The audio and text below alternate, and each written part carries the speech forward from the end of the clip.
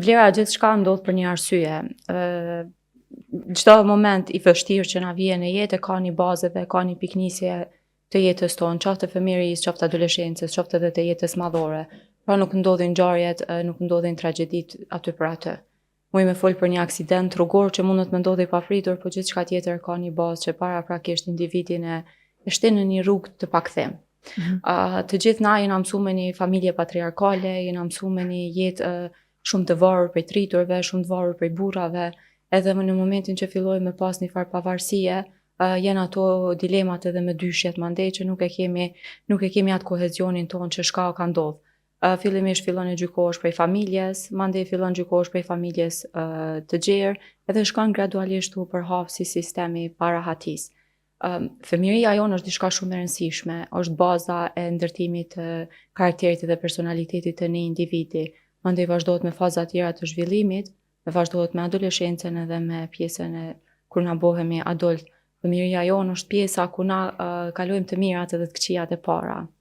Mandej modeli familje është diçka shumë primare në këtë formulim të personalitetit. Po kjo është pjesa që familja do thotë është pjesa bazë ku ndërtohet personaliteti dhe karakteri i një individi.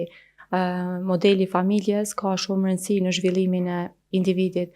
Për shembull, në familjet tona patriarkale, tash që kemi filluar me u modernizu, mirë po prapë është ajo pjesa jonë stigmatike që sado modern që jena bo, e kena një element që e gjykojmë fëmin tonë, nuk e përkrahim, i kërkojmë fëmis mu bo si vllau ose motra ma e madhe, i kërkojmë mu bo fëmis si prindi vetë në të kaluarën që bëvaki ka dash me qenë vetë me gjitha ato suksese, po nuk ja ka dalë për arsye dhe kushte të ndryshme e kërkon të fëmija i vetë. Janë elemente që bojnë ngarkesa emocionale edhe nuk kanë mundësi me i shpreh. Të gjitha ashtu akumulohen, edhe akumulimi tyne normal që çon në situata të vështira në të ardhmen, çon në abuzime, çon në sjellje agresive.